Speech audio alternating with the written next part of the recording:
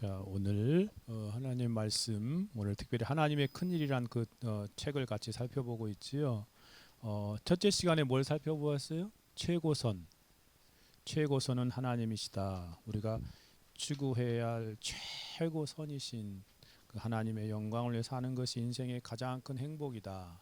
그리고 지난주에 그 하나님 최고선인 그분을 위해 살려면 그분이 누구인지 알아야 되지요. 그래서 하나님 아는 지식, 하나님을 아는 지식, 머릿속으로만 아는 지식, 사변적이고 관념적인 지식이 아니라 우리가 인격적으로 지정의로 그분을 경험하여 아는 지식, 그것이 바로 영생이다. 그러니까 하나님을 아는 것이 영원한 생명이고 천국 가는 길이고요.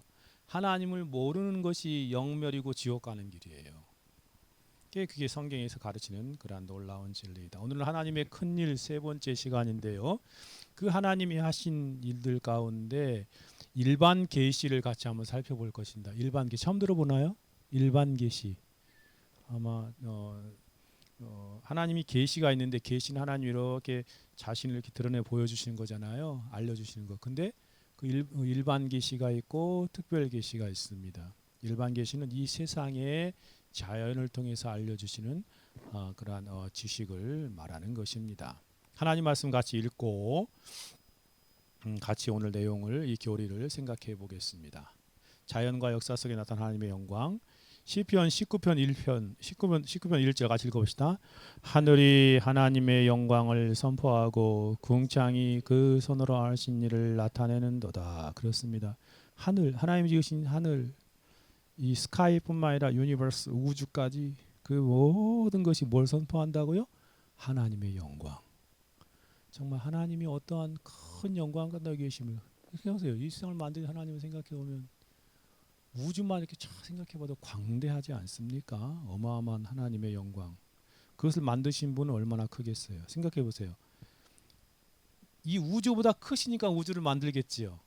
우주 크기도 우리 잘 모르는데 가시 우주를 이렇게 사람들이 그림을 그려가지고 뭐 몇 강년이다 막 이렇게 40억 강년 이렇게 표현하지만 그보다 더 크니까 하나님이 만드셨을 거 아니에요. 하나님의 찬란한 영광을 선포하 궁창이 정말 이 우주의 모든 그런 것들이 그 안에 있는 그 하늘이 스카이 정도라면 궁창은 우주 쪽으로 이렇게 표현하죠. 그 손으로 하신 모든 일들을 나타내다. 고린도후서 4장 6절 읽어볼까요? 예수 그리스도의 얼굴에 있는 하나님의 영광에 아는 빛을 우리 마음에 비추었느니라. 우리가 하나님 어떻게 아는가? 하나님의 찬란한 영광. 그 하나님 영광이라는 말은 다른 말이 아니라 하나님 자신, 하나님의 가장 아름다움, 하나님의 존재 자체, 그런 표현입니다. 그것을 아는 마음을, 아는 빛을 우리에게 비추어 가지고 우리 하나님을 알게 하신다. 지난주에 잠깐 그 살펴보았던 말씀입니다. 요한복음 1장 14절 같이 읽어볼까요? 우리가 그의 영광을 보니 아버지 독생자의 영광이요 은혜와 진리가 충만하다. 그의 영광, 누구의 영광이에요? 사람의 몸을 입고 이 땅에 태어나신 예수 그리스도의 영광. 그 노고스에 있은 예수 그리스도의 영광을 우리가 그분의 본체를, 그분의 모습을 잘 보니 그 안에 이 천지 우주 모든 만물을 창조하신 아버지 하나님의 그러한 영광, 독생하신 그므로부터 홀로 태어난 외아들이신 하나님 아버지의 외아들이시의 영광이다. 그게 성자 하나님이란 뜻이죠. 성자 하나님이시다, 예수 그리스도가. 그리고 그 안에는 뭐가 충만하다? 은혜와 진리가 충만하다. 하나님의 은혜가 그리스도 안에 가득 차 있고 참된 진리, 우리를 참되게 자유케 하는 진리가 충만하다. 이 말씀 가운데 나타난 일반 계시를 살펴보겠습니다. 같이 기도하고 하나님 말씀 듣겠습니다. 아버지 하나님, 우리로 하여금 이 땅에서 하나님을 더듬어 찾아가게 하시고 하나님을 아는 그 놀라운 복된 지식을 예수 그리스도 안에서 조금씩 알아가게 하시니 감사합니다. 예수 그리스도를 이 땅에 보내어 주시고 우리로 하여금 그 예수 그리스도 안에 나타난 하나님, 참된 하나님, 창조주 하나님, 우주를 만드신 하나님을 더 알게 하여 주옵소서. 이 시간 특별히 하나님께 자신을 알려주실 때 일반적인 우주 만물을, 자연 만물을 통해 알려주신 그 일반 계시의 놀라운 하나님의 그 모습들을 우리가 더듬어 조금이나마 알게 하여 주시고 그 안에서 하나님을 발견하고 하나님을 찬양하며 영광 돌리게 하여 주옵소서. 한없이 연약하고 부족한 종 주의 진리를 잘 전달하게 하옵소서. 주 예수 그리스도의 이름으로 기도 올려드리옵나이다. 아멘. 같이 보십시다. 첫 번째 장면입니다. 하나님의 계시가 지니는 세 가지 특징이 무엇인가 하는 부분을 살펴보겠습니다. 하나님의 계시, 그러니까 계시하면 여러분 성경에도 계시록이 있지요. 레벨레이션, 계시가 뭐예요? 이렇게 보여주는 것, 이 감춰져 있는, 제가 누누이 말씀드리잖아요. 이렇게 계시의 원래의 뜻은 이 커튼이 이렇게 쳐져 있잖아요. 장막이 이 안에 뭐가 있는지 모르죠. 이걸 계시를 열어주는 거 이렇게 열어져 가지고 저 밖에 이게 보이지 않죠? 이렇게 보여주는 거. 계시라는 거 이거야. 원어적인 뜻이 이거예요. 보이지 않는 그 어떤 것을 그 커튼이 가리고 있는데 그것을 이렇게 적겨 가지고 봐라 여기 이렇게 있다. 그러니까 하나님 또 하나님의 그런 진리들 그런 것들을 하나님께서 우리에게 쫙 보여주고 그걸 계시라고 그래요. 이 하나님의 계시, 하나님의 혹은 하나님의 나타나심이라고 번역할 수 있고요. 하나님의 계시가 언제나 지니는 세 가지 그런 특징이 무엇인가 하는 것을 먼저 설명합니다. 봅시다. 첫째, 하나님의 계시는 하나님의 자유롭고 의식적인 뜻에서 나옵니다. 그러니까 하나님 이게 무슨 말이냐면 그 하나님께서 스스로 이렇게 자신을 나타내 보여주시는 자유함. 하나님이 보여주고 싶은데 보여주는 거예요. 그래야 우리가 알 수 있죠. 그리고 하나님이 그것을 의도적으로 하시고 싶은 의식의 뜻 안에서 나타난다라는 것입니다. 성경 볼까요? 이렇게 말합니다. 디모데후서 6장 16절 같이 읽어봅시다. 오직 그에게만 죽지 아니함이 있고 가까이 가지 못할 빛에 거하시고 어떤 사람도 보지 못하였고 또 볼 수도 없는 이시이니 그에게 존귀와 영원한 권능을 돌릴지어다. 여러분 우리가 하나님을 본 사람이 있어요? 하나님 볼 수 없거든요. 여러분이 하나님 볼 수 있는 육체를 가진 사람 아무도 없어요. 어떤 사람도 보지 못하였고 또 볼 수도 없는 이 누굴까요? 하나님이요. 여러분 세상 사람들을 다 이렇게 이 신에 대해서 이 우주를 만드신 이 세상을 만드신 하나님에 대해서 사람들이 보고 싶어도 알지 못하거든요. 어떤 사람들 근데 그분이 어떤 분인데요? 그분에겐 죽지 아니함이 있고 한 생명이 있다는 거지. 가까이 가지 못할 빛에 거하신다. 그분은 정말 거룩한 빛. 죄인들이 가까이 엄접할 수 없지요. 너무나 그렇게 해서 그에게 존귀와 영 권능이 그러니 우리는 돌려라라고 표현하고 있습니다. 하나님께서 스스로 우리에게 자유롭게 자신을 나타내 보여주지 않으시면 우리는 알 수 없는 것이 마태복음 11장 1절에 내 아버지께서 모든 것을 내게 주셨으니 누구예요? 내 아버지 누구예요? 여기 내라고 하면 예수님이죠. 예수님께서 나의 아버지께서 모든 것을 내게 주셨으니 아버지는 성부 하나님이죠. 삼일체 하나님 성부 하나님. 아버지 외에는 아들을 아는 자가 없고 그러니까 그 아버지와 함께 있다가 이 땅에 오신 그 예수님 외에는 진짜 하나님을 아는 사람들이 없어요. 그렇죠. 같이 있다 오셨으니까 아는 거야. 그러니까 아들과 그 아들의 소원대로 계시를 받은 자, 그 아들이신 예수님께서 하나님을 우리에게 나타내 보여주시기를 원하고 그렇게 보여주셔야 아버지를 안다. 그러니까 철저히 예수님 안에서만 우리는 하나님을 알 수 있다. 지난주에 그 핵심적인 내용이지요. 정말 그렇습니다. 하나님은 정말 우리 가운데 예수 그리스도 안에서 자신을 보여주셨다. 디모데후서 6장에 바로 그 빛 가운데 계신 그분. 마태복음 11장에서는 정말 하나님께서 자발적인 계시를 통해서만 하나님께서 예수 그리스도 안에서 자발적으로 자신을 의지적으로 자유적으로 보여줄 때만 우리는 하나님을 알 수 있다. 또 하나님이 알려는 지식도 알 수 있다라는 그것을 잘 표현해주고 있어요. 그러므로 우리가 하나님을 알 수 있는 것은 결코 인간의 탐구를 여러분이 철학적 탐구나 과학적 탐구나 수없이 많은 노력을 해보십시오. 하나님을 알 수 없어요. 세상 사람들은 그 하나님이 주신 지식과 자유의지를 활용하여 신들을 막 찾아가잖아요. 다른 모든 종교들을 가만히 보십시오. 다 인간의 측면에서 하나님을 찾아가는 거예요. 하나님 알 수 있나요? 없어요. 바르게 알 수 없어요. 이상한 데 머물게 되는 거죠. 뭐 우상에 머물고 심지어 나무, 뭐 태양신, 뭐 그런 것들 섬기는 거죠. 인간의 이성적인 탐구 그것으로 종교적인 노력으로 열심히 종교적으로만 열심히 해도 전적으로 진짜 이 하나님 알 수 없어요. 왜냐하면 하나님께서 자신을 주권적으로 자유로운 뜻을 다 우리에게 스스로 나타내 보이신다. 계시해 주시지 않으시면 알 수 없는 것이라는 것입니다. 칼빈이 표현 것처럼 계시는 스스로 충족하신 하나님께서 어리석고 우매한 알지 못하는 무지한 인간의 수주에 맞추어 기꺼이 자신을 낮추어 주시는 은혜로운 의식적인 의도적인 사랑의 행위입니다. 그러니까 하나님이 자신을 우리에게 알려주신 이 놀라운 계시가 얼마나 큰 하나님의 은혜예요. 우리 무식한 우리들에게.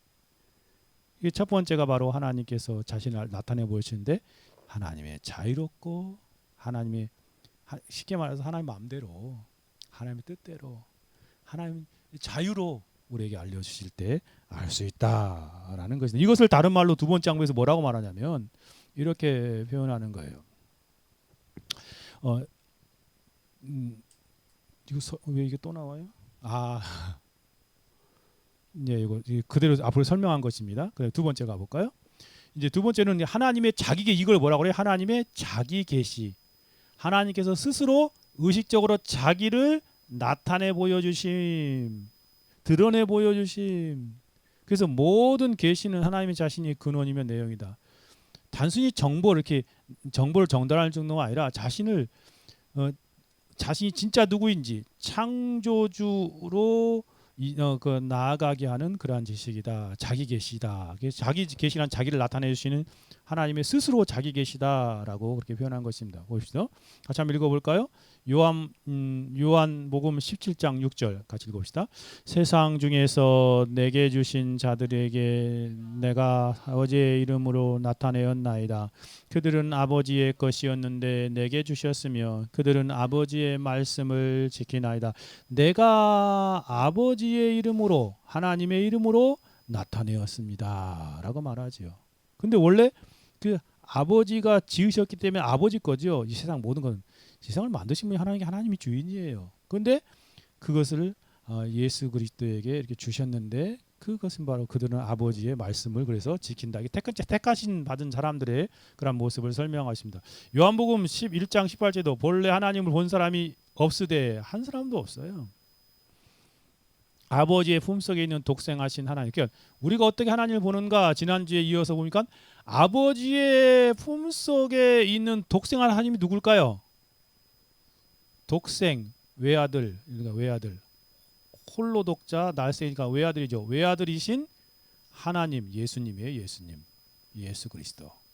그 예수 그리스도가 나타나셔가지고 하나님이 누구인지 알게 되는 거예요. 그 전까지는 사람들이 하나님을 더듬어 살면서 막 태양을 보면서 섬기고 그 신으로 섬기는 거죠. 하나님 누군지도 알지 못했는데 예수님 때문에 독생하신 예수님 외아들이신 예수님 이 땅에 오심을 말미암아 하나님을 알게 하셨다라고 그렇게 표현하는 것입니다. 예수 그리스도께서 아버지 하나님이 어떠한 분이신지 하나님의 존재와 성품을 드러내 보이신 것이죠. 그때 그 진리의 말씀을 깨닫고 하나님 알. 그러므로 계시는 단순한 지식 전달 정도가 아니라 정보나 전달하는 게 아니에요. 여러분 책 읽으면서 지식을 쌓아가잖아요. 또 정보를 이렇게 배워가잖아요. 그 정도가 아니에요. 하나님 당신을 친히 드러내시는 자기 계시예요. 그러니까 진짜 경험적으로 하는 지식이거든요. 영적으로 하는 지식이거든요. 여러분이 일반 지식을 그렇게 머릿속으로만 안다고 진짜 아는 거예요? 모르는 거죠. 생각해보세요. 그거를 직접 경험하고 실제적인 지식으로 아는 건 또 다른 부분이에요. 피조물인 우리는 그리스도를 통해 주어진 유한하지만 참된 지식을 바탕으로 피조 세계를 넘어 근원신 창조자 하나님께 나아가 진정으로 안식을, 그러니까 하나님만 아는 것이 영생이라고 하는데 이 창조자 하나님을 바르게 알면 인생들이 진짜 안식과 평안을 누려요. 하나님 때문에. 그래서 참된 은혜를 누리거든요. 참된 계시는 우리가 하나님을 바르게 알므로써 우리 안에 영혼의 참된 안식처, 평안을 누리게 한다라는 것입니다. 하나님이 그래서 자기를 우리에게 계시해 주셔서 우리를 알게 하셨다라는 것입니다. 세 번째로 가봅시다. 세 번째는 그 자기 계시의 그 특징 가운데 그 목적이 뭘까요? 그리고 그 절정, 최고의 그 절정이 뭘까요? 계시의 목적은요, 결국 하나님 자신이에요. 자신. 하나님을 모르고 사람들이 무지몽매하게 멸망으로 나아가니까 그분을 알고, 그리고 피조물인 하나님이 우리를 만드셨기 때문에 하나님 창조주고 우리는 피조물이잖아요. 피조물 우리들이 그분께 합당한 존귀와 영광을 돌리는 것이 바로 이 자기 계시의 목적이죠. 그리고 성이신 하신 말씀이신 참되면서 그리스도의 인격을 중심에 두고 그 절정으로 그분을 닮아가는 그런 삶의 모습을 말하는 것이다 라고 말합니다. 정리해 봅시다. 요한복음 3장 16절 31절 같이 읽어볼까요? 여기 원래 이 헤르만 바미크는 여기에 말씀을 가장 많이 이렇게 담아놨더라고요. 그 책을 읽어보면 이 부분이 가장 많은 인용글을 두고 있어요. 그 중에 몇 구절만 다른 것입니다. 계시는 하나님 자신을 최종 목적으로 삼아 피조물이 그리스도에게 그분께 영광을 돌리게 하기 위함이다. 그러니까 하나님 우리를 창조한 목적도 하나님께 영광을 돌리고 찬양하고 하나님 우리를 살게 하는 것인데 그것이 깨어져 버렸잖아요. 그래서 다시 알려주시는 거예요. 이 모든 계시는 성신하신 말씀이요 하나님 형상인 그리스도의 인격의 중심을 두며 그분을 통해서 참된 새로운 회복을 통해 하나님의 영광을 위해 살아가게 하는 그런 모습이지요. 하나님이 세상을 처음 사랑하 독생자를 이는 그를 믿는 자마다 멸망치 않고 예수님을 보내는 건 독생자가 예수님이잖아요. 독생자를 주시니 영생을 얻게 하려 함이라. 원래 하나님께서 우리를 창조하신 목적이라 영원한 생명을 누리는 것인데 그것을 잃어버렸잖아요. 아담 안에서. 그래서 하나님이 세상을 사랑하사 독생자를 다시 예수님을 다시 보내주셔서 이제 그를 믿는 자마다 그를 보고 하나님을 알고 믿는 자마다 영원한 생명을 얻어 누리게 합니다. 아들을 믿는 자는 이미 뭐라고 했어요? 영생이 있고 앞으로 있으게 하라. 믿는 즉시 하나님의 생명이 그 마음에 들어와서 영원한 생명을 누리는 것이 하나님의 알미지요. 아들에 순종하지 아니하는 자는 순종은 하여튼 믿음하고 연결된 거거든요. 아들을 외면하고 믿지 않는 유대인들처럼 순종하지 아니하는 자는 영생을 보지 못하고 도리어 하나님의 진노가 그 위에 머물러서 멸망하게 된다가 멸망. 그렇죠. 멸망. 지옥과 관련된 그런 표현입니다.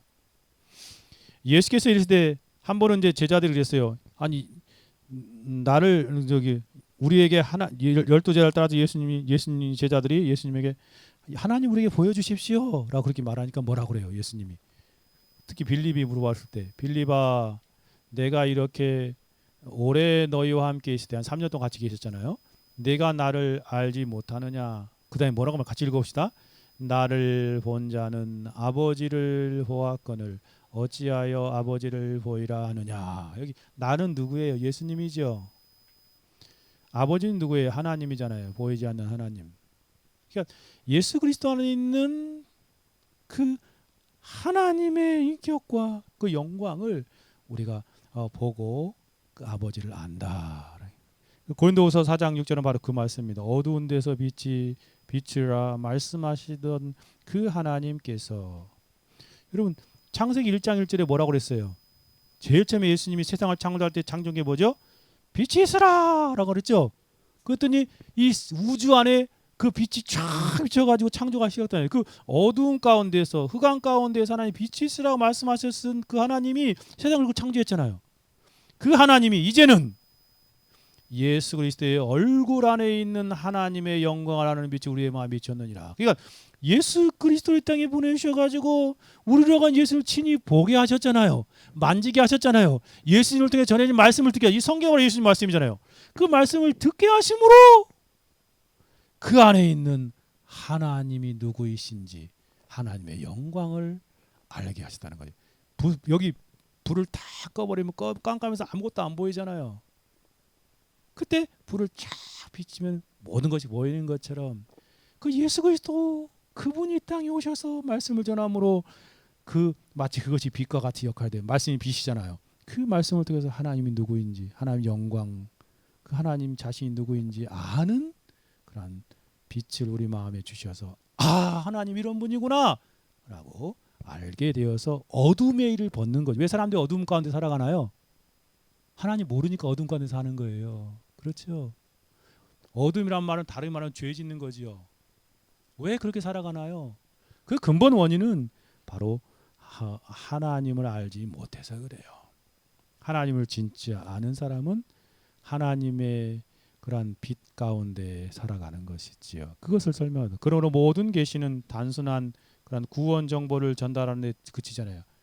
하나님 자신을 최종 목적으로 삼아. 그러니까 하나님을 알면, 여러분 하나님이 누구인지 알면 하나님이 창조한 목적대로 내 인생을 최고의 목적이신 하나님을 살아간다는 것이에요.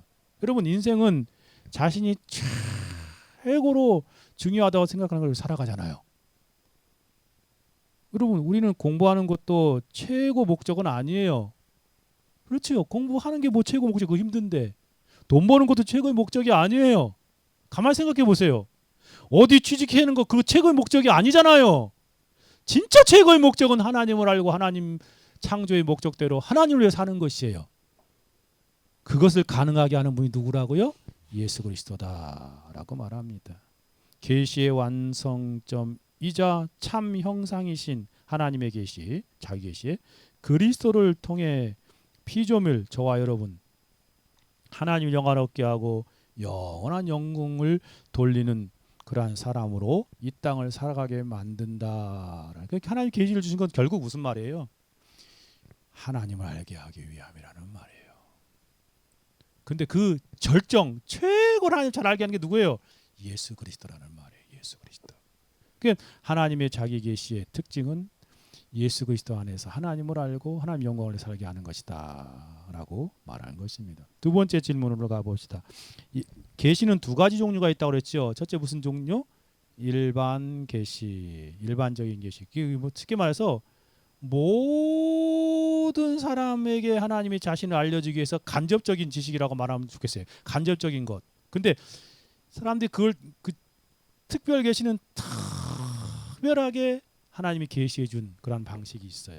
쉽게 말하면 이거예요. 일반 계시는 자연이라고 말한다면 특별 계시는 성경의 성경. 한마디로 말하면 여러분 그래서 성경 여기 신학자들이 또 책에서 자연 일반 계시 그럼 자연 역사 일반의 모든 역사들 이 특별 이건 일반 저기 그 세속사라면 세속 역사 세상사 이 성경에 여기 구속사에 구속사 이렇게 일반 계시를 하나님이 이 땅에 주셔가지고 하나님을 어려움없이 알게 하지만 모르니까 특별 계시를 주셨다는 거예요. 이 두 계시는 어떻게 구별되고 상호 어떠한 관계가 있는가라는 것을 생각해 봅시다. 이것도 세 가지를 생각해 보면 과정과 수단의 차이다. 즉 일반 계시는 보편적인 과정이에요. 보편적이란 말은 무슨 말이죠? 보편적이란 말은 이 땅에 태어난 인류 전체에게 주신 그런 과정이라는 거예요. 그리고 특별 계시는 뭐예요? 비범한 특별한 수단이다. 하나님을 특별하게 알게 하는 수단이다라는 그런 뜻입니다. 그래서 여기 보면 일반 계시는 사건의 일반적인 과정을 통해서 하나님의 전능하심과 지혜를 드러내는 것이죠. 특별 계시는요. 하나님 직접 현현이란 말에 나타날 현자를 두 번 썼거든요. 이게 계시하고 같은 말이에요. 나타나신 것이에요. 기적은 뭐예요? 하나님 특별히 놀라운 기적적인 방법을 통해서 이 자연을 거슬려 가지고 하나님을 나타내신 거잖아요. 그걸 또 비범한 수단이죠. 특별한 수단을 통해서 하나님이 얼마나 거룩하신 분이신지 하나님의 공의와 자비를 드러내는 거예요. 그러니까 일반 계시도 하나님을 드러내는 과정이라면 특별 계시는 수단 더 분명하게 드러내는 수단이다라는 것입니다. 더 나아 두 번째 부분은 이제 같이 봅시다. 두 번째는 이거예요. 일반 계시는 일반 은총으로 은총이라는 말 좀 어렵겠지만 일반 은총이라는 말이 무슨 말이냐면 이거 쉽게 말하면 같은 단어이죠. 우리나라 말은 은혜하고 은총하고 구별하지만 원래 같은 단어예요. 같은 단어. 그레이스에서 온 단어예요. 그라티아. 은총이나 은혜는 같은 단어예요. 저는 특별히 이제 신학적으로 은총이란 말을 많이 써서 이렇게 얘기해요. 일반 은혜, 일반 계시는 일반 은혜, 일반 은총. 일반이니까 모든 사람에게 주신 은혜이죠. 이 땅에 생각하면 이거죠. 하나님께서 하늘에서 비를 내릴 때 모든 사람이 다 혜택을 누리죠. 일반 은총, 일반 은혜예요. 일반 계시는 일반 은총으로 뭘 하게 하냐면 죄를 억제하게 만들어요. 그러니까 죄를 억제하게. 세상에 세운 법률 제도 같은 것도 다 일반 은혜에 속한 것이죠. 그런 말씀으로 모든 사람을 비추어 죄를 억제하게 하는 질서를 유지하는 것이 일반 은총의 그러한 목적이고 일반 은총의 모습이에요. 특별 은총은 뭘까요? 특별 은총은 특별 은혜, 특별 은혜는 아까 특별 계시 뭐라고 했어요? 하나님 말씀이잖아요. 예수 그리스도 안에 주시는. 그것은 뭐냐? 육신이 되신 말씀으로 임하여 즉 예수 그리스도를 말하는 거냐? 죄의 권세를 깨뜨리고. 여러분 이 죄를 없앨 수 없죠. 일반 은총은 세상 법 조항들 죄 없앨 수 있어요? 못 없애죠. 감옥에 넣을 수 있잖아요. 또 나오면 똑같은 짓 하잖아요. 죄 못 없애요. 일반 은총의 한계는. 그러나 특별 은총은요. 예수 그리스도를 통해서 그 마음 안에 그 죄의 권세를 깨뜨리시고 죄를 없앨 수 있어요. 예수 믿는 사람들 그래서 죄의 권세에서 놓이게 돼요. 또 결국 구원으로 인도하는 것이 일반 은총이다. 특별 은총이다. 특별 은혜다라고 그렇게 차이가 있는 거죠. 이거 좀 더 자세히 살펴보면 요한복음 1장 1절에서 9절 태초에 말씀이 계시니라. 여기 말씀이 누굴까요? 원래 이거 저기 원어 성경에 이렇게 써 있어요. 이거 헬라어 로고스가 뭘까요? 말씀이라 뜻이 말씀. 근데 이 말씀이 그 누구를 말하는가? 예수님을 말하는 예수님을 이 사도 요한이 말씀 로고스로 표현한 거예요. 태초에 로고스가 계시니라. 예수님이 계시니라. 이 말씀이 예수님이 하나님과 함께 계시니까 예수님은 태초에 창조 전에 함께 계시던 하나님이시죠. 하나님과 함께 이 말씀이 곧 하나님이시라. 예수님이 곧 하나님이시라라고 설명한 거죠. 그러니까 이게 놀라운 말이에요. 그가 태초에 하나님과 함께 계셨고 그렇죠. 태초라면 in the beginning이라는데 이게 창세 전이라는 것이에요. 영원전이라는 말과 같은 말이에요. 만물이 모든 만물은 영어로 all이죠. all. 모든 것 세상에 있는 모든 것들이 원래 all thing이라고 했는데 영어는 all이에요. 모든 것이 그로 말미암아 그가 누굴까요? 말씀이 누군데요? 예수님으로 말미암아 지은 바 되었으니 그러니까 이 생의 모든 자연계 역사 이런 거 모든 것 예수님 말미암아 창조된 거예요. 지으신 것이 하나도 그가 없이는 된 일이 없느니라. 그 안에 뭐가 있었어요? 생명이 있었다. 이 생명이 있었지. 이 생명은 사람들의 빛이라. 그러니까 생명을 떠나 있는 사람들은 어둠 가운데 사는 거죠. 그 그리스도를 알지 못하고 살아가는 사람들은 빛이 어둠의 빛이 돼 어둠이 깨닫지 못하다. 이 어둠은 세상 사람들을 빛 없이 예수님 모르고 살아가는 사람들이죠. 어둠이 깨닫지 못하더라. 하나님으로부터 보내심을 받은 사람이 있으니 이 사람 누굴까요? 누구죠? 예수님보다 6개월 먼저 온 사람 세례 요한 말이에요. 세례 요한이 있는데 이 편지를 이 서신을 쓰고 있는 성령의 감동을 쓰고 있는 이 사도 요한 말고요. 세례 요한이 있으니 그 이름은 요한이라. 이 요한 세례 요한 이제 자기 지금 이 편지 쓰고 있는 요한 말하는 거 아니라 그 예수님보다 6개월 먼저 태어난 세례 요한이에요. 그가 세례 요한이 증거하러 왔으니 뭐에 대해 증거한 것이에요? 빛에 대하여 증거. 빛이 누굴까요? 예수님. 빛으로 오신 예수님의 증거하여 모든 사람이 자기로 말미암아 믿게 하려 함이라. 그러니까 세례 요한이 증거를 통해서 나보다 더 큰 이가 내 뒤에 오신데 그분이 우리를 죄에서 구원할 메시아다라고 알려줬잖아요. 그는 흥하여겠고 나는 망하여 하리라라고 말했잖아요. 그 예수님, 그 빛이세요.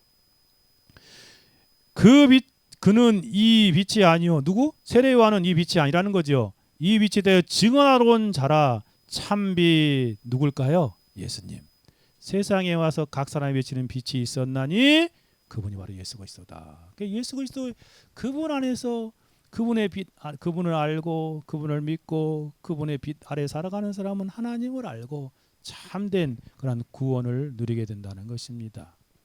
요한복음 1장 14절에서 그 말씀이 무엇인지 정확히 말하는 같은 표현이죠. 1장 앞쪽에서는 말씀이 이렇게 말했고 여기도 말씀이 육신이 돼. 그래서 우리가 예수님인 줄 안 거예요.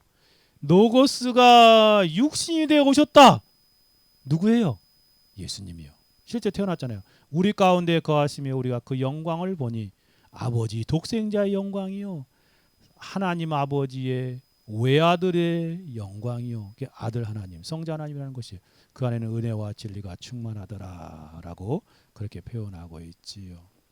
정말 일반 은총 안에서 이 땅에 참된 특별 은총으로 오신 예수 그리스도 안에서 우리가 참 빛을 보고 하나님을 알고 구원의 은혜와 진리, 이 은혜의 진리가 우리가 구원의 아주 중요한 두 가지 요소잖아요. 하나님의 은혜로 진리 안에서 구원을 얻어서 그렇게 하나님을 알게 되는 그런 모습을 말하는 거예요. 예수 그리스도는 그 성자 하나님이세요. 사람으로 이 땅에 오셨지만, 그러므로 일반 계시는 모든 사람이 창조주의 빛을 비추어 죄를 억제하고 하나님을 핑계할 수 없지만 일반 은총의 역할을 합니다. 특별 계시는 육신이 되신 예수 그리스도를 통해 우리를 용서하고 구원에 이르는 특별한 은총, 특별한 은혜의 완성입니다. 일반 계시를 통해 일반 은총이 인간의 죄를 억누르는 굴레와 같다면, 특별 은총은 그리스도 안에서 예수님이 오셔 십자가에서 우리 죄를 대신 이고 십자가 죽으셨잖아요. 그 죄의 권세를 완전히 깨뜨리셨잖아요. 죄의 문제를 해결하신 것이죠. 그래서 죄의 문제가 해결되고 우리를 구원으로 인도하는 참된 생명의 빛이시다라고 예수님이 우리를 살리는 죄의 노예에서 벗어나 참된 구원을 얻게 하는 생명의 빛이시다라는 것입니다. 또한 이 두 계시는 상호작용을 해요. 둘 다 하나님의 값없는 은혜에 기원하는 것이죠. 하나님의 은혜로 주신 것이에요. 일반 은혜도 특별 은혜도. 그러나 서로 분리된 게 아니에요. 어떤 사람은 이걸 두 걸 이원화 시켜가지고 다 이렇게 분리시킨데 그렇잖아요. 기독교는 이원론이 아니에요. 기독교는 이렇게 성속의 그렇게 구별을 통해서 막 이렇게 살아가는 사람이 아니에요. 두 계시의 상호작용을 해요. 서로 뗄 수 없다. 그러니까 일반 은총은 특별 은총의 길을 예비하는 것이고 인류의 보존과 구원이라는 목적을 이루는 것이고, 그러니까 특별 은총은 그것을 더 나아가서 하나님을 알고 구원을 얻게 하는 것이다라는 그런 측면을 말하는 것입니다. 세 번째 질문으로 가봅시다. 세 번째 질문, 특별히 성경이 가르치는 창조와 섭리는 일반 계시의 관점에서 자연을 통해 어떻게 증거되고 있는가? 그러니까 자연 속에 증거된 질문 3이죠. 자연 속에 증거된 창조와 섭리. 창조는 뭘까요? 하나님 세상을 만드신 거죠. 섭리는 뭐예요? 하나님의 간섭이요. 그러니까 하나님께서는 이 세상을 만들으시고 가만히 내버려 두신 게 아니라 직접 간섭하셔서 모든 것들을 주관하고 계세요. 아까 우리가 예배 전에 불렀던 그 78장 찬송처럼 생성과 항성 모두 움직이는 것들을 하나님이 다 지금도 주관하고 계세요. 그 섭리를 세 가지로 설명합니다. 보존과, 하나님 모든 것을 보존하기 때문에 이 세상이 보존되는 거예요. 협력과, 하나님께서 함께 일하시는 거예요. 통치, 다스림, 이 세 가지로 이루어졌어요. 하나님께서 이 자연 우주 만물, 우리 인생도 마찬가지죠. 하나님께서 우리를 보존하기 때문에 우리가 보호되는 거예요. 하나님 우리 협력하고 도와주기 때문에 우리가 일이 이루어지는 거죠. 하나님의 다스리고 통치하시기 때문에 모든 것들이 하나님 목적대로 진행되어 가는 것이죠. 이 자연 속에도 하나님이 창조하셨을 뿐만 아니라 지금도 섭리하고 계세요. 행성과 항성, 이 세상의 모든 것들을 하나님이 다스리고 계시지요. 창조와 섭리는 일반 계시의 관점에서 자연을 통해 어떻게 증거되고 있는가를 설명하는데, 이것도 한번 세 가지 살펴봅시다. 저게 뭐예요? 모든 계시의 시작, 창조, 하나님의 성품. 이게 무슨 말이냐면 창조 자체가 모든 계시의 시작이자 원리예요. 그러니까 하나님께서 빛이 있으라라고 말하죠. 6일 동안 이 세상을 창조하셨는데 그것이 모든 계시의 시작이에요. 일반 계시죠. 일반 계시가 모든 계시의 시작이에요. 세상은 존재 자체를 하나님께 비치고 있는 것이죠. 왜? 하나님 만드셨기 때문에. 하나님이 있으라가 있는 거예요. 모든 종들도 만드셨잖아요. 그래 피조물에 결국 하나님이 무엇인가를 만들 때 그 하나님의 성품이 그 안에 담겨 있어요. 그래서 창세기 1장에 보면 여러분 그런 말 나오죠. 빛이 있으라라고 첫째 날 창조했더니 뭐라고 써요? 하나님이 보시기에 좋았더라. 그게 뭐예요? 좋았다라는 말이 뭐예요? 터브라는 말이거든요. 선하다.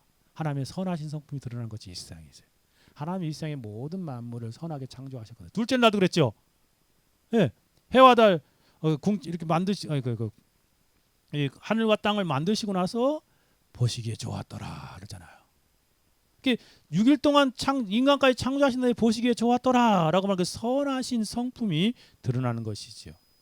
모든 계시의 시작이 바로 이 하나님의 그런 섭리 가운데 창조 가운데 나타나는 것이지요. 두 번째로는 매 순간, 특별히 이 부분에서 매 순간 세상을 보존하시. 이게 뭐예요? 섭리. 이게 창조고 이게 섭리죠. 섭리. 다스리는 섭니다.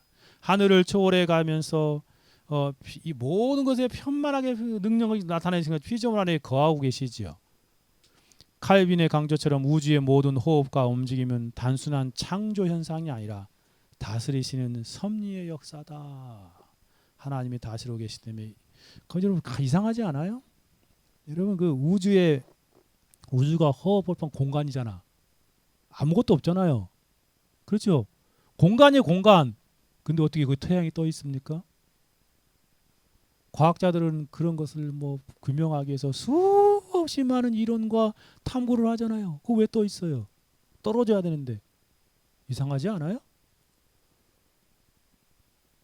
그런 모든 만물의 그런 원리들을 사람들은 막 자기 마음대로 무슨 이론 말하지만, 제 개인 믿음의 신앙으로 보면 하나님이 창조하실 때 그 창조의 섭리 가운데 그를 붙들고 계시지 않나, 그런 생각을 많이 해요. 여러분 어떻게 생각하십니까? 이 은하수가 우리 은하보다 어마어마하게 크잖아요. 지금도 우리 이 주변에 있는 이 우리 은하가 우리 그 태양계가 그 중심으로 돌고 있다고 하잖아요. 이런 어마어마한 역사들 여러분 그냥 이루어지는 것 같아요? 하나님의 놀라운 섭리 가운데, 아까 그 찬송처럼 항성과 행성이 하나님의 그 놀라운 섭리 가운데 움직이고 있는 그러한 역사들을 노래하지 않을 수 없는 것입니다. 하나님이 세상을 보존하고 계시죠. 하나님 그것을 섭리다라고 표현합니다. 사도행전 17장 27절 28, 이는 사람으로 혹 하나님을 더듬어 찾아 발견하게 하나님인데 그는 우리 각 사람에게 멀리 계시지 아니하도다. 하나님은 우리 각 사람에게 멀리 계시지 않아. 우리가 그를 힘입어 살며 기동하며 움직이며 존재하느니라. 너희 시인 중에 어떤 사람들의 말과 같이 우리가 그의 소생이라. 이게 그 사도 바울이 그 아테네 가가지고 아데네 가가지고 그냥 이름 모르는 신을 섬기는 그 수많은 사람들에게 한 말씀이잖아요. 우리는 그를 힘입어 살며 기동하며 움직이고 존재한다. 정말 그래요. 보이지 않는 하나님의 섭리의 손길, 그 손길로 이 세상은 움직이고 있어요. 이사야서 40장 20절에도 거룩한 시가 있을 때 그런즉 너희가 나를 누구에게 비교하며 나를 그와 동등하게 하겠느냐라고 말합니다. 정말 그렇습니다. 하나님께서는 세상의 어떤 피조물과 비교할 수 없는 무한하고 거룩한 초월적인 존재이심을 보여주는 것이지요. 여러분 하나님은 보이지 않는 손길로 이 세상 모든 일을 다 주관하고 계셔요. 그리고 움직이고 계셔요. 우리는 그분의 힘을 힘입어 살아가고 있는 존재다. 이것이 섭니다. 그러므로 하나님은 세상을 창조하신 후에 그냥 시계처럼 방치해 놓으신 분이 아니라 자동시계처럼 초월과 편재 모두 편만하게 능력으로 매 순간 피조물을 다스리고 보존하시는 분이시다라는 거예요. 우주의 모든 호흡과 움직임은 단순한 창조 현상이 아니라 칼빈의 표현처럼 하나님의 손길과 다스림 안에 놓여 있는 생생한 섭리의 역사이다. 라고 바로 하나님의 그런 창조 속에 나타난 하나님의 섭리의 모습을 잘 한 가지만 더 생각해 보면, 그러면 자연 현상이 선포하는 영광과 은혜의 선포 부분도 생각해 봅시다. 하늘과 땅의 모든 자연 현상이 하나님의 영광과 은혜를 선포한다라는 것입니다. 여러분 하늘이 하나님의 영광을 선포하고 온 자연이 그분의 손길을 드러낸다고 시편 19편 1절에 말하지요. 여러분 마태복음 6장에서 뭐라고 그래요? 공중의 새를 먹이시고 백합화를 입히시고 돌보시는 하나님의 세밀한 은혜의 섭리를 잘 증거하고 있어요. 온 우주는 하나님의 영광이 투영된 장엄한 그 극장과 같다. 이게 칼빈의 표현이거든요. 하나님의 그 시편 한번 읽어봅시다. 다시 한번 시편 19편 1편 아까 첫 번째 읽었던 거죠. 같이 봅시다. 하늘이 하나님의 영광을 선포하고 궁창이 그의 손으로 하는 일을 나타내도다. 마태복음 6장이면 예수님이 막 세상에 있는 걸로 근심하고 걱정하고 염려하는 그런 제자들 향해 뭐라고 말해요? 공중의 새를 보라. 심지도 않고 거두지 않고 창고에 모아들이지도 아니하되 너희 하늘 아버지께서 기르시나니 너희는 이것들보다 귀하지 아니하냐. 너희 중에 누가 염려함으로 그 길을 한 자나 더할 수 있느냐. 또 너희가 어찌 의복을 위하여 염려하느냐. 들의 백합화가 어떻게 자라는 것을 생각해 보라. 쓰고도 아니하고 길쌈도 아니하느냐. 그러나 내가 너에게 이르노니 솔로몬의 모든 영광으로도 입은 꽃이 그 들꽃 하나만 갖지 못하느니라. 오늘 있다가 내일 아궁이에 던져지는 들풀도 하나님이 이렇게 입히시거늘 하물며 너희일까 보냐. 믿음의 적은 자들아 왜 염려하냐 라고 하나님의 섭리를 믿으라 라고 말씀하시는 것입니다. 눈에 보이는 자연현상은 단순히 그냥 스스로 움직이는 물리작용이 아니에요. 하나님의 섭리의 손길이 거기에 담겨 있음을 우리에게 보여주는 하나님의 영광의 선포이자 거울이라는 그런 말씀입니다. 그분이 일반적으로 이 세상을 모든 걸 다스리는 섭리를 보여주는 마치 무대 극장과 같은 것이다 라고 표현합니다. 네 번째 질문으로 가봅시다. 네 번째 질문은 하나님은 인류의 역사 속에서 어떻게 자신의 작정을 실행하시며 그리고 세상을 인도하시는가라는 그런 내용입니다. 어떻게 하나님께서 그럼 이러한 섭리와 작정하신 분들을 섭리 가운데 실행하시는가라는 내용인데 첫째 같이 읽어봅시다. 하나님은 인류의 경계를 정하시고 심판 중에도 보존하신다. 인류의 경계, 거주 경계를 연대를 정하시고 그렇게 심판하신다. 바벨론과 홍수에서도 그걸 잘 드러났죠. 바벨론의 그 바벨탑의 사건과 인류 첫 번째 인류의 대홍수의 사건에서 잘 드러나고 역사는 우연이라는 것이 아무것도 없어요. 하나님의 주권적인 섭리 안에 드러나고 움직여지는 것임을 잘 표현합니다. 사도행 11장 26절이 바로 그것이죠. 인류의 모든 족상을 하늘 혈통으로 만든 하늘 혈통이 누굴까요? 누구의 혈통이? 아담의 혈통이잖아요. 다요. 첫 번째 아담부터 노아까지 모든 혈통이 주죠. 그 다음에 노아 혈통이죠. 다음 혈통은. 그렇죠. 노아를 통해서 모든 혈통이 이루어졌어요. 온 땅에 살게 하시고 그들을 연대를 정하시고 이 땅에서 영원히 살게 하지 않잖아요. 연대를 정하셔 거주의 경계를 정하여 살게 하셨다. 하나님이 다 하시는 것이다. 창세기 11장에서도 자 우리 그 바벨탑의 사건도 이렇게 표현하고 있고요. 두 번째로 가봅시다. 끊임없이 즉 선한 일로 끊임없이 자신을 증언하셨으나 인간은 이를 외면하는 모습을 잘 표현해주고 있습니다. 지나간 시대에도 비와 결실이라는 선한 일, 즉 일반 은총이죠. 모든 인류에게 끊임없이 자신을 보여주셨지요. 그러나 인간은 마땅히 영광을 돌리기보다 미련한 마음으로 창조주 하나님을 거부하고 외면하는 인생의 역사였음을 보여주고 있습니다.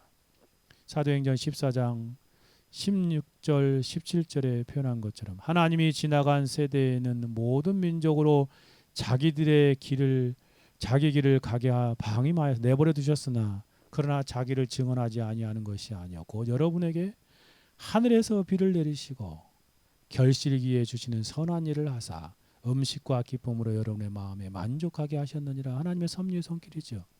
그런데 어리석은 자는 그 마음에 이르기를 하나님 없다도다. 마치 이게 태양이 있는데 눈을 가리고 태양 없어 자기 안 보인다고 그러고 있는 거예요. 하나님 역사하고 계시는데 그들은 부패하여 그 행실 가지나 선한 일을 행하옵도다. 로마서 1장 20절을 같이 한번 읽어봅시다. 여기 시작.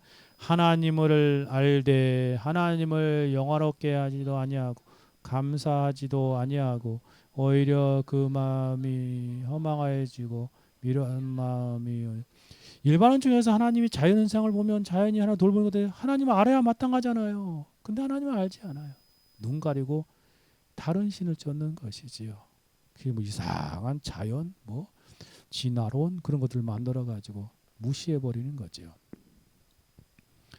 정말 하나님의 은혜의 손길을 우리가 바라보고 합당한 존귀를 올려드려야 하겠다. 또한 만물을 그리스도 안에 통일하게 하나 되게 하신다라는 그런 내용입니다. 하늘과 땅의 모든 자연현상이 하나님은 때가 찬 경륜을 따라 만물을 그리스도 안에서 하나 되게 하시려고 그 원대한 계획을 지금도 실행하고 계시죠. 역사는 방황의 연속이 아니라 뚜렷한 종말론적 완성을 향해 나가요. 무슨 말이냐면 여러분 무엇인가 시작한 것이 있으면 끝나는 데도 있겠죠. 그게 이치잖아요. 하나님이 이 세상을 창조하기 시작했다면 어떻게 될까요? 끝날 종말이 있을 거예요. 지금 그걸 일직선으로 나아가고 있는 거예요. 불교에서 말하는 그 철학처럼 윤회 그 순환 그거 아니에요. 그거는 석가모니가 보리수 아래에서 이 봄, 여름, 가을, 겨울 뺑뺑 돌아가는 거 보면서 그렇게 삼라만상 이 우주도 그렇게 되는 것처럼 말하지만 그렇지 않아요. 시작한 거 있으면 끝이 있는 것처럼 직선으로 나아가는 거예요. 역사 속에 종말을 향하여 다가가고 있지요. 언젠가는 끝이 날 거예요. 인생도 마찬가지. 태어남이 있으면 죽은 순간이 있는 것처럼 하나님 만물이 그리스도 안에 하나 되게. 결국 목적이 뭔가? 모든 인류가 그리스도 안에서 하나 되어서 참된 그러한 모든 민족 중 교회를 모으시는 그런 역사를 이루기 위해서 그런 거예요. 역사의 참된 목적은 온 세계가 복종하고 통일되어 그 누구에게? 예수님에게 하나님께 영광을 돌리는 그러한 역사로 나아가는 그러한 모습이다라고 표현한 것입니다. 에베소 1장 10절에 하늘에 있는 것이나 땅에 있는 것 다 그리스도 안에 통일. 하나님이 이 세상을 창조한 목적이 바로 이거예요. 그리스도 안에서 통일, 하나됨. 또 로마서 11장에서도 형제들아 너희가 스스로 지혜에 따라 하면서 이 신비를 너희가 모르기를 내가 원치. 이 신비는 이방인의 충만한 세계가 들어오기까지 이스라엘 덜어놓으라. 이스라엘 백성들이 그 예수를 믿지 않고 멸망하러 갔잖아요. 왜 이런 일이 됐는가? 또 이방인들에게 이 복음이 전해져가지고 그랬잖아요. 왜 그냥 이방인의 충만한 수, 하나님의 선택한 자들이 다 돌아와서 구원받기 그 충만한 수가 차기까지 잠시 그렇게 한 것이다라고 그렇게 표현한 것이죠. 계시록 마지막 절 같이 읽어볼까요? 요한계시록 21장 24절 같이 읽어봅시다. 만국이 그 빛 가운데로 다니며 땅의 왕들이 자기 영광을 가지고 그리로 들어가리라. 사람들이 만국의 영광과 존귀를 가지고 그리로 들어오겠. 그렇습니다. 하나님이 세상을 끝내실 때에 정말 그 그리스도의 영광 앞에 부복할 것을 잘 표현해주고 있어요. 그 중에 택자들은 다 하나님의 영광의 나라에 들어가게 되는 것이죠. 역사의 참된 목적과 완성은 성육신하신 그리스도의 머리 되심함에 온 피조세계가 복종하는 거죠. 이 신자들은 천국에서 복락을 누리면서 복종하는 거죠.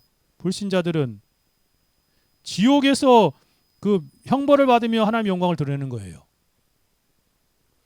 그 그리스도 안에서 통일되는 영원한 영광을 돌리는 그러한 삶을 살아가는 거예요. 그러니까 신자들은 천국에서 하나님의 영광을 돌리고 불신자들은 예수님을 외면한 그 영광을 훼손한 영광을 부인한 그런 사람들에게서 그곳에서 하나님의 영광이 드러나는 거예요.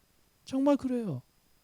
이런 그리스도 안에서 놀라운 일들이 성생하다. 다섯 번째 질문은 간단히 여러분 이거 신학 철학적인 그런 내용이니까 간단히 그냥 항목만 알아놓으세요. 역사적에서 이 하나님에 대한 그 중세 철학이 특히 하나님이 누구인가, 하나님을 어떻게 알 수 있는가 증명해 보려고 많은 시도들이 있었어요. 그렇죠. 그래서 여기 여러분 아마 저기 고등학교 책에도 배웠던 것 같아요. 나오는 것 같은데 제가 잘못하고 있는 모르지만 이렇게 하나님 즉 신학에서 하나님의 실제, 하나님 실제 존재한다. 하나님의 본질에 대한 6가지 증명들이 있죠. 아마 이 4가지는 배웠을 거예요. 우주론적인 증명이 뭐예요? 세상의 유한성과 우연성은 영원한 최종적인 원인을 가리킨다. 라고 이렇게 세상이 이 땅에 있는 모든 그런 토마스 아퀴나스의 그런 증명인데 세상의 유한한 그 영원함 그 결국 최종의 원인을 있음을 가리키는 것이 바로 우주론적인 증명이다. 제가 좀 자세히 설명하면 하도 끝도 없으니까 갑자기 내용만 쓸게요. 목적적 증명은 뭐예요? 피조물의 정교한 질서와 목적은 전능한 설계자를 지키니까 여러분 이 세상에 있는 모든 것들이 무슨 목적을 위해서 만들어졌잖아요. 결국 그러니까 이 정교한 세상의 우주 피조물의 질서를 보면 누군가 목적을 해서 만든 그 목적을 만든 향하는 목적이 있는데 그분이 바로 저기 전능하신 하나님이 설계자로 인식되는 것이다라는 것입니다. 하나님이 목적을 가지고 만들었다. 존재론적인 증명은 인간의 의식의 최고 존재에 대한 생각이죠. 여러분 이 세상의 최고는 하나이죠. 여러분 세계에서 최고로 큰 나무는 몇 그루예요? 한 그루겠죠. 최고의 존재가 바로 하나님이시다. 첫 번째 시간 최고 선 그분이 하나님이시다라는 그런 측면에서 하나님을 증명하려고 하는 시도들이에요. 필연적으로 그렇게 실제로 있을 수밖에 없다는 것이죠. 그게 하나님이다라는 존재 방식이요. 윤리적인 이거는 칸트의 입장인데 칸트가 이 도덕적인 측면, 윤리적인 측면으로 인간의 양심이 있지요. 양심의 그런 양심인데 그걸 누가 이렇게 두셨을까 우리 마음 안에. 죄를 지면 이렇게 망식이 막 이렇게 저기잖아요. 그런 그 도덕적인 측면으로 필연적으로 하나님을 그 도덕적인 입법자로 이렇게 세우는 그러한 도덕적인 측면. 또 종교적인 측면으로 이건 이제 그 여러 그 민족들 가운데 종교가 있잖아요. 그 종교심. 그런 종교들을 볼 때 뭐 키케로나 또 그런 사람들은 이 종교의 절대적인 보편성, 칼빈도 말하는데 나중에 뒤에서 배울 거예요. 종교의 씨. 그 지식이 실제 뿌리를 둠으로 보여진다는 게 종교의 보편적인 측면에서 하나님이 계시다라는 거예요. 역사적인 증명은 역사가 일정한 계획에 따라 인도됨으로 하나님의 통치와 섭리를 증명한다는 측면에서 다루고 이 두 가지는 특별히 이 헤르만 바빙크가 더 추가한 그런 내용이지 않나 싶습니다. 간단히 이런 하나님을 더듬어 알려고 사람들이 하나님의 존재를 밝혀보려고 여러 가지 그 존재론적 증명을 했는데 이런 것들이 있다라는 정도만 알아놓으세요. 자, 마지막 6번째 질문입니다.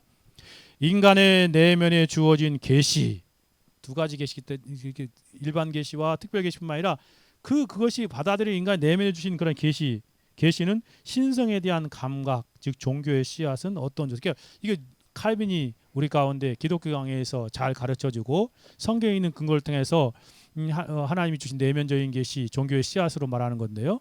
이것은 타고난 감각이다라고 말해요. 인간은 피조물을 통해 하나님의 신성을 알아보는 타고난 감각을 지니고 있다라는 그런 측면입니다. 여러분 보세요.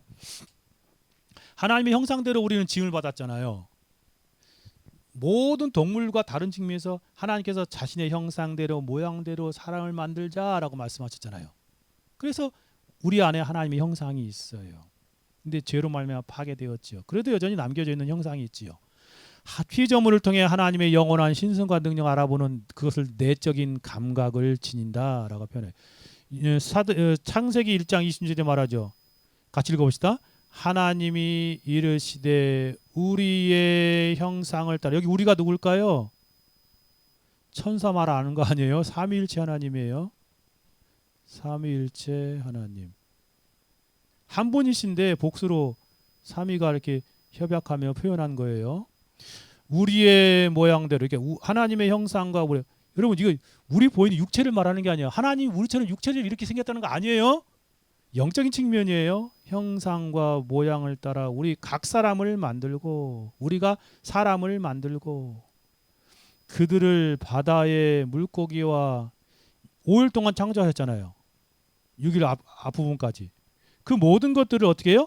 하늘의 새와 가축과 온 땅에 기는 모든 것들을 다스리게 하자. 이게 하나님의 놀라운 대위 명령이죠. 하나님께서 이 세상 모든 것들을 만들고 그것들을 만물의 영장으로 다스리게 하시기 위해서 마지막으로 인간을 만드셨는데, 그러니까 특별히 동물과 다르게 하나님의 형상으로 만들었고 모양으로 만들었기 때문에 특별한 존재이지요. 하나님께서 그렇게 인생들을 만드셔서 마음 안에 하나님을 더듬어 알 수 있는 그런 것들을 남겨놓았다는 거예요.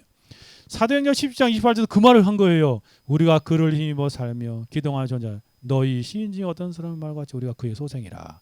하나님 만들었기 때문에 하나님의 소생이죠.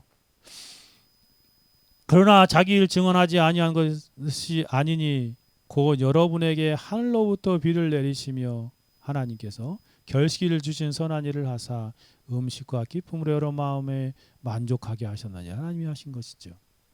로마서 1장 20절에는 그래서 창세로부터 그의 보이지 않는 것들, 그의 영원한 능력과 신성이 그가 만드신 만물 위에 분명히 보여 알려지나니 그러므로 핑계하지 못할지라. 인간의 그 타고난 감격으로 하나님이 있다라는 그런 의식을, 하나님 그 마음 안에 그 감각을 주셨는데 그것을 부인하는 것이 인생의 그런 죄악된 모습임을 잘 가르쳐 주고요.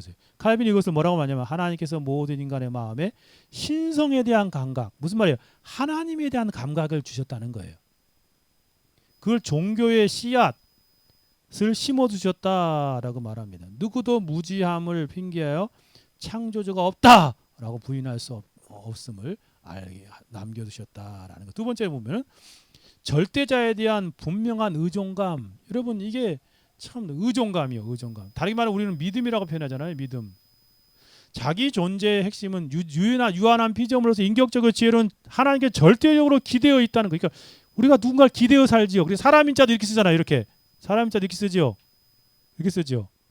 그래서 두 사람이 기대어 있는 거잖아요. 근데 우리 안에 이런 의존감, 이 의존감이 바로 절대자이신 하나님에 대한 분명 의존감이 하나님께 내면에 우리 가운데 주셨다는 것이에요. 이 의존감에 대해서 헤르만 바비크가 말하는 의존감은 슬라이 마하가 말하는 의존감과 다른 거예요. 그 좀 어려운 표현이지만 헤르만 바비크는 성경과 창조 질서 속에 인격적 창조주를 고백하는 피조물의 본능, 그러니까 하나님을 의존하는 그런 본능을 말하는 건데, 이 슐라이 마하라는 이 자유주의 신학자는 대상이 없어요. 하나님이 아니에요. 인간의 주관적인 경험을 의존하는 거예요. 그게 다른 거예요. 이게 절대 의존 감정할 때 이 슐라이 말하는 이 감정은 의존감은 이 우리 개혁 신학에서 말하는 의존감과 다른 것이다. 이걸 제가 좀 더 이렇게 자세히 설명 비교한 부분도 있어요. 이렇게 한번 보십시오. 여기 이 슐라이 마하라는 이 자유주의 신학자, 이 사람 그리스도인도 아니죠. 절대 의존 감정, 이 헤르만 바비크가 말하는 창조주 하나님과 피조물로 서로 관계하는 의존감이에요. 그러니까 하나님에 대한 의존하는 거죠. 주관적인 의존감이 아니라 객관적인 계시, 하나님의 말씀에 근거한 의존감이에요. 의존의 대상도 이 슐라이 마하는 우주와 무한자, 비인격적인 것에 대한 대상을 두고 있죠. 우리는 인격적인 하나님이에요. 인격적인 창조주 하나님. 성경이 증거하는.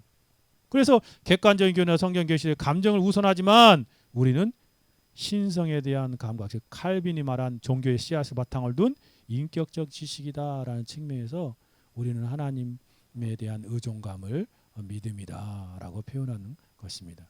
이것을 바로 종교의 씨앗이다. 하나님께서 우리 안에 이 종교의 씨앗을 두셔서 그 하나님을 더듬어 알게 되는 일반 은총의 일반 은혜의 그런 계시들을 알게 하시는 그런 모습입니다.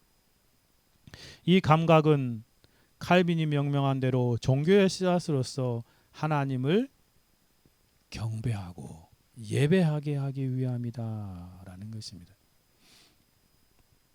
원문을 보면 칼빈이 이 원문에 라틴어 원문에 이렇게 썼어요. 종교의 씨앗이 인간의 마음속에 거한다는 것은 다툼의 여지가 없다는 사실입니다라고 잘 가르쳐 주고죠. 그래서 이렇게 변해요. 제가 직접 이 문병 교수님이 번역한 그 라틴어 원문을 직접 실어왔어요. 이거는 여기 3장에 보면 사람들의 마음속에 하나님이라는 지식이 자연적으로 심겨져 있다. 그 일반 계시, 일반 은총 안에서, 일반 계시 안에서 그것들을 이렇게 하나님을 더듬어 알 수 있는 거예요. 요거는 이제 문병 교수님 직접 붙인 제목이 소제목이죠. 이거는 칼빈이 쓴 건 아니에요. 우리 안에 자연적으로 부여된 신성에 대한 의식. 그러니까 누구나 다 태어나면서 신성에 대한 의식을 가지고 있지요. 사람의 마음 안에, 그리고 실로 자연적인 본능처럼 신성, 신에 대한 의식. 그게 이제 왜곡되어서 그렇죠.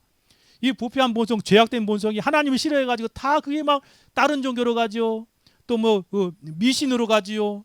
또 샤머니즘으로 가죠. 그렇게 막, 그리고 또 뭐 여러 가지 사람들이 막 상상으로 만들어내는 거예요. 그게 예수 그리스도에게 오면 바르게 하나님께로 가는데 다른 곳으로 가는 거예요. 다른 곳으로. 그래가지고 이상한 것을 막 우상 성경을 만드는 거죠. 사람들이 만드는 거예요. 역사적이 바로 그런 것이 많이 있지 않습니까? 계속해서 새로운 방울들을 떨어뜨려 주신다. 마지막 문제 볼게요. 짐승과 다름이 없어 보이는 사람들일지라도 어떤 종교의 씨앗을 계속 보유하고 있다. 하나님이 그 종교의 씨앗을 준 거예요. 그래서 이 결론적인 문장은 이것이에요. 정리한 거 이건 지각이 있는 인간의 마음속에는 종교의 씨앗이 불어 넣어져 있어서 하나님을 부인할 수 없다는 거예요. 이게 일반 은총의 그런 측면입니다. 자, 마지막으로 정리해 봅시다. 결론과 적용입니다. 같이 한번 읽어봅시다. 하나님의 일반 계시를 깨달은 우리는 어떠한 삶을 살아야 마땅합니까? 첫째, 같이 읽어봅시다. 예, 그렇습니다. 찬양하는 삶을 사는 거예요. 찬양하는. 자연을 보면서 하나님을 찬양하는 거예요. 역사 속에 하나님 일하고 계심을, 섭리를 보면서 찬양하는 것이죠. 여러분, 우리 주위에 하나님 일하고 계시거든요. 우주를 보면서 찬양하는 것이고, 여러분 나무 한 그루를 보면서 찬양할 수 있어야 돼요. 왜? 만드신 분이 저기 생긴 거잖아요. 현대과학이 아무리 발달해도 여러분 꽃 한 송이 제대로 살아있는 꽃 한 송이 못 만드는 거 아세요? 그런 존재 만들 수 없어요. AI가 발달하고 로봇공학이 발달해도 못 만든다니까요. 온 자연과 역사 속에 선명히 나타난 하나님의 영광과 섭리, 그 하나님의 숨결, 하나님의 섭리의 손길들을 여러분이 볼 수 있어야 돼. 믿음으로 날마다 깊이 바라보며 창조주를 온전히 경배하는 것이죠. 여러분, 제가 이렇게 이 토성을 이렇게 산책하면서도 걸으면서도 꽃 한 송이 나무 한 그루 보면서 그 풀 한 포기 보면서 그 하나님의 그 위대하심을 높이며 찬양하는 거, 이게 신자의 모습이지요. 두 번째는 주권적인 경륜을 신뢰한다. 무슨 말이냐? 만물을 그리스도 안에 통일하게 하시는 하나님의 목적, 하나님의 주권적인 그 경륜. 경륜은 다른 말하면 계획이라고 해석해서 쉬워요. 계획, 목적, 그렇게 해석해도 돼요. 정확하지는 않죠. 에코노미라는 말이 정확하지는 않지만 그렇게 해석해야 됩니다. 주권적인 경륜을 믿고 신뢰하는 거예요. 하나님이 다 다스리고 계시는구나. 나의 인생, 역사, 이 세상의 모든 일들 하나님이 주권적으로 다스리고 경륜 가운데 있구나. 그걸 신뢰하며 사는 것이 일반 계시를 믿는 성도의 삶의 모습이에요. 여러분 주위에 있는 한 사람 누구를 만나고 누구와 그렇게 뭐 일을 하고 그런 모든 것들, 여러분이 학원에 가고 공부를 하고 또 무슨 일을 하고 모든 것들 안에 하나님이 주권이 들어졌다는 사실을 신뢰하며 살아가는 거예요. 하나님 역사하고 계셔요.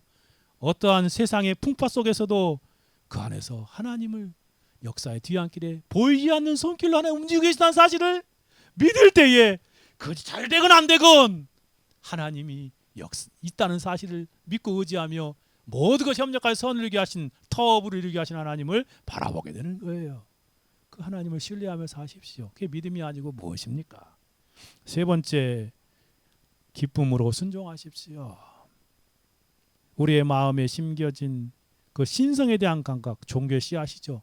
그것들을 억눌러서 하나님을 밀어내지 마시고 하나님 주신 그것을 막 잘 활발하게 활용하여서 하나님을 생각하는 거예요. 종교의 씨앗을 자라게 하여 기쁨으로 하나님을 바라보고 하나님의 섭리의 손길에 순종하는 삶을 살아가시죠. 마지막 네 번째로는요, 특별 계시의 증언을 여러분 붙들고 그렇게 그것을 전하는 삶을 살아가시고, 특별 계시도 나중에 배울 거예요. 일반 계시를 넘어 육신이 되신 말씀이자 계시의 절정이신 예수 그리스도, 그분을 통해 하나님의 은혜와 진리를 온 세상에 증언하는 그러한 저와 여러분의 삶이 되어져야 마땅하겠습니다. 같이 한번 기도합시다. 들은 말씀 생각하며 기도합시다. 하나님, 우리가 이러한 삶을, 일반 계시를 깨닫고 하나님 앞에 합당한 이러한 삶을 살게 하옵소서. 찬양의 삶, 신뢰의 삶, 순종의 삶, 증언의 삶을 살게 하십시오. 같이 기도합시다. 같이 기도합니다. 거룩하시고 자비로우신 하나님 아버지, 하나님의 이 세상을 향한, 우주와 역사와 세상을 향한 일반 계시의 그 놀라운 손길들을 우리가 살펴보았습니다. 하나님, 다 우리는 이해하지 못하는 부분이 있지만 하나님, 자연과 역사 속에 나타난 하나님의 섭리를 생각하며 창조주 하나님을 생각하고 찬송하며 경배하는 삶을 살게 하옵소서. 하나님, 만물을 그리스도 통일하게 하신 하나님의 주권적인 그런 계획과 목적을 우리가 신뢰하며 세상의 풍파 속에서도 하나님을 신뢰하고 하나님 때문에 안식과 은혜를 누리게 하시며 우리 안에 심어주신 이 신성에 대한 감과 종교의 씨앗을 잘 자라게 하여서 기쁨으로 하나님께 순종하는 우리의 인생이 되어지게 하여 주옵소서. 일반 계시를 넘어 하나님이 육신이 되신 말씀이신 로고스이신 계시의 절정이신 예수 그리스도를 통해 은혜와 진리가 충만한 그리스도 안에서 충만한 은혜를 누리며 온 세상에 예수 그리스도를 증거하는 우리의 삶이 되어지도록 성령으로 역사하옵소서. 우리 주 예수 그리스도의 이름으로 기도 올려드리옵나이다. 아멘. 주기도문 하심으로 오후 예배를 마치겠습니다.